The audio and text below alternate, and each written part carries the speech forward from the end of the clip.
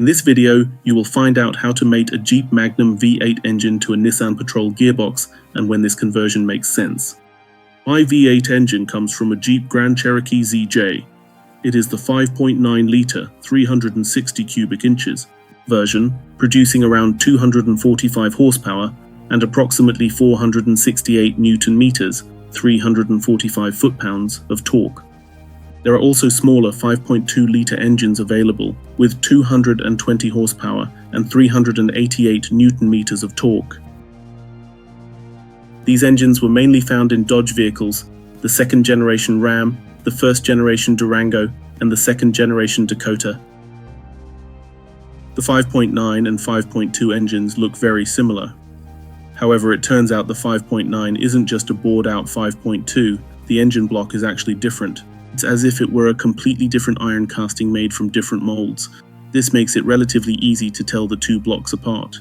Above the oil pan, on the side walls of these engine blocks, there are 3 freeze plugs for the cooling passages. On the 5.9, these freeze plugs are spaced closer together, while on the 5.2, they are spaced further apart.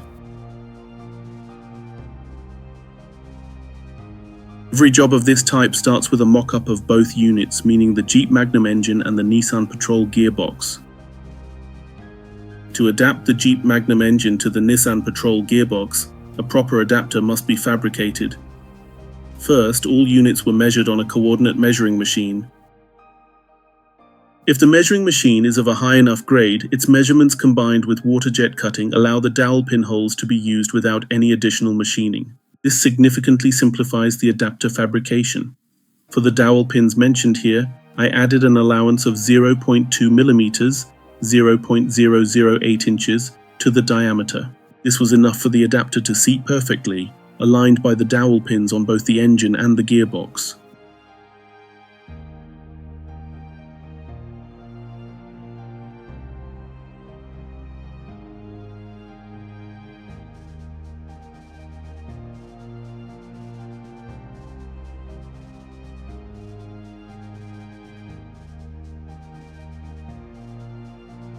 Here is the Nissan Patrol gearbox on the coordinate measuring machine.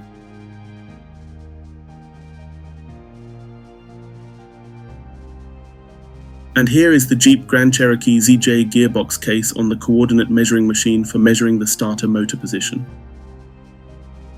As it later turned out, using the starter motor from the Jeep Grand Cherokee ZJ was a mistake. You will see why later in the video. Measuring the Nissan Patrol clutch pressure plate to match the new Jeep flywheel.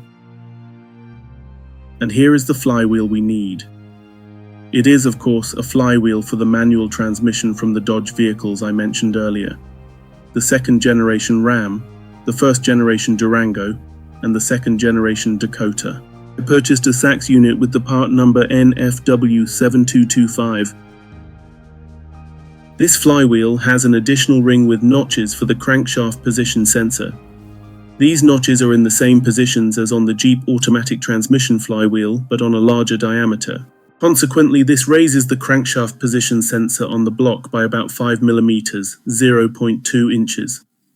It is not a major issue, but it is something you need to be aware of. Test fit of the flywheel. Originally, the Dodge flywheel does not have dowel pins for centering the clutch pressure plate, like the Nissan Patrol flywheel does. Instead, there are special cylindrical surfaces before the thread for shoulder bolts, and it is these shoulder bolts that align the Dodge clutch pressure plate. Slowly putting it all together.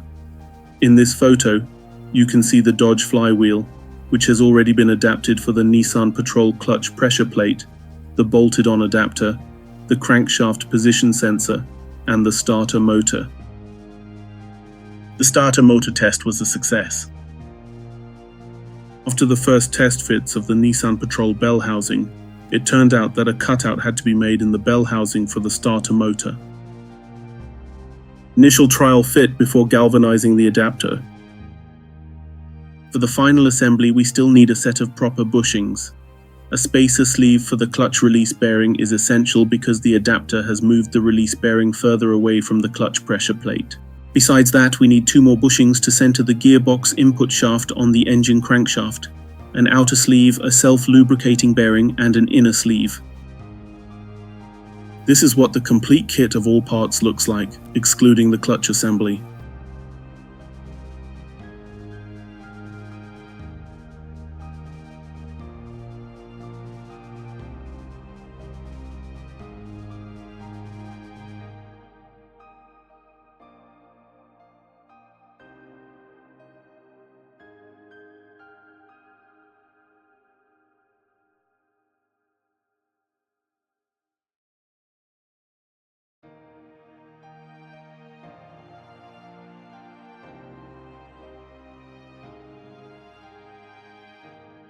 As for the clutch disc itself, instead of the Nissan Patrol clutch disc, I used a clutch disc from an Isuzu D-Max. You can see why in the photo. Simply put, the spline on the Isuzu disc is longer. This compensates for the distance the input shaft has been moved away from the pressure plate by the adapter.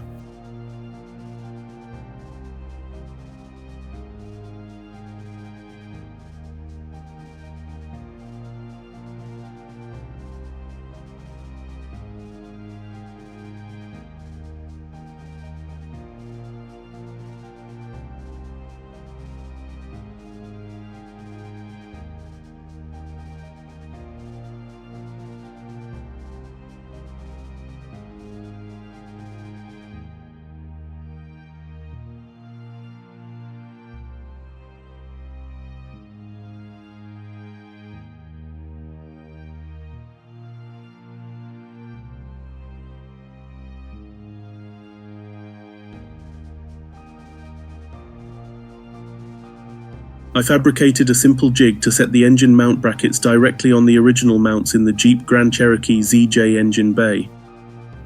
Later, this jig was used to position the new engine mount brackets on the Nissan Patrol frame.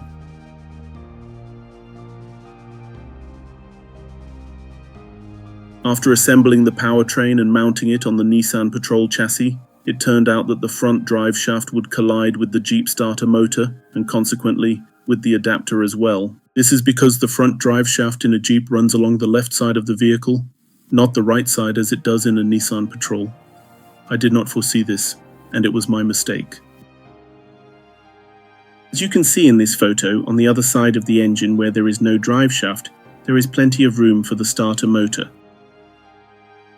So, I redesigned the adapter and the cover so that the starter motor could be mounted on the left side of the engine. I used a starter motor from the previously mentioned Dodge vehicles, the Durango, Dakota, and Ram. The consequence of mounting the starter motor on the left side was the need to change the left exhaust manifold. In a Jeep, the left exhaust manifold outlet is at the rear and points directly at where the Dodge starter motor is now located. Therefore, I purchased a different manifold from the previous generation Magnum engine, the LA light automobile engine. This manifold has a center outlet so the exhaust pipe behind it can easily clear the Dodge starter motor. A comparison of these manifolds. Obviously, these types of cast iron exhaust manifolds are heavy and inefficient. However, with this scope of work, I simply wanted to wrap up this project. Besides, the Nissan Patrol frame is very narrow at the front because it is designed for inline engines rather than V-pattern engines, and there is truly very little room next to the engine. The LA engine exhaust manifold has a heat riser valve, which was used to heat the cylinder heads of a cold engine. When the engine is cold, the valve is closed, forcing the exhaust gases to flow through the head passages to heat them up. The valve would then open once the engine reached operating temperature. Needless to say, I got rid of this heat riser valve. The manifolds are ready for installation.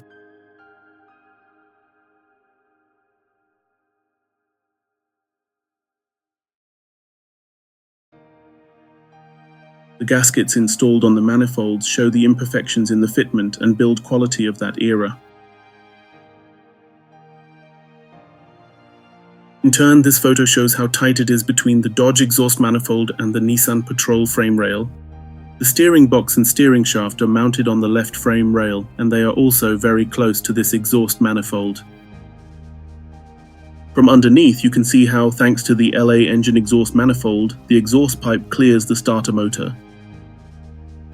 And now, I will present all the engineering aspects required to fabricate such an adapter and the other components.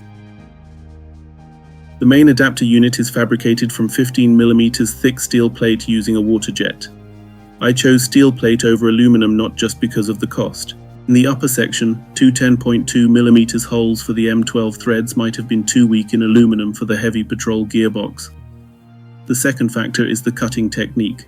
Unlike a laser, a water jet allows for cutting holes smaller than the plate thickness because it does not heat the material. This eliminates the need for additional machining, which significantly simplifies the entire process. As you can notice on this drawing, I decided to forego the cutout for the crankshaft position sensor. I left only the undercuts to mark that location. I did this to adapt this adapter for a carbureted engine which does not require that sensor. The 11mm holes in the upper section of the main adapter unit must have 25mm counterbores to hide the heads of the bolts screwed into the engine block. Care must be taken to ensure the axial alignment of the cutter during this machining process. Here is the Nissan Patrol gearbox bell housing bolt pattern. And here are the dimensions of the additional holes and pins in the Dodge flywheel, which will allow for the mounting of the Patrol clutch pressure plate. A spacer sleeve for the clutch release bearing, bushings for centering the gearbox input shaft on the engine crankshaft, the outer sleeve and the inner sleeve, flywheel cover for the bottom part made from 2mm thick steel plate, and finally a spacer for the crankshaft position sensor made from 5mm, 0.2 inches thick plate.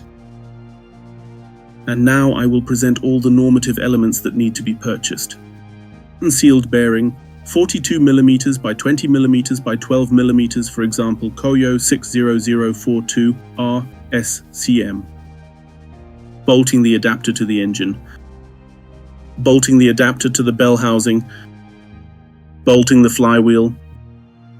Bolting the clutch pressure plate. Bolting the Dodge starter motor on the left side. What needs to be done before assembly? Drill out 4 pieces in the clutch pressure plate, from 8.3mm to 10mm for the 3/8 UNC by 25mm bolts. Shorten the bell house dowel pins to 14mm. Cut out the locations for the crankshaft sensor and the starter motor in the bell housing. Custom fabricate the engine mount brackets to the frame. Modify the Jeep Grand Cherokee ZJ exhaust pipe under the manifolds to the left side. Grind down and level the front of the clutch slave cylinder. What you need to buy before assembly: clutch pressure plate for Nissan Patrol, GQ or GUTB 42 for example, XD ISD 094U. Clutch disc for Isuzu D-Max 14x4 3.0 TD 4JJ 1TCX 2006 to 2012, for example, XD ISD 094U. Clutch release bearing for Nissan Patrol GQ or GUTD 42T, for example, XD BRG 463.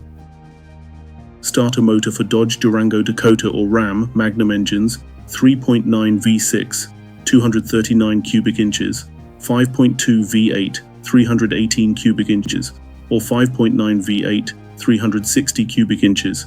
Manifold from the previous generation Magnum engine, the LA light automobile engine. Summary: the Magnum 5.9 engine has similar parameters to the original 4.8 TB48DE engine. Even the weight of these engines is similar. So, what is the point of a Magnum engine conversion for a Nissan Patrol drivetrain? First of all, the TB48DE engine is hard to find and expensive in Europe. Secondly, the Magnum engine is very compact and significantly shorter than the Patrol's inline-6 engines. Therefore, if we use the gearbox and chassis from a Nissan Patrol, but in a different, smaller vehicle, such a swap starts to make sense. In the next video, I will describe how to start the Magnum outside of the car in 2 ways, with fuel injection and with a carburetor.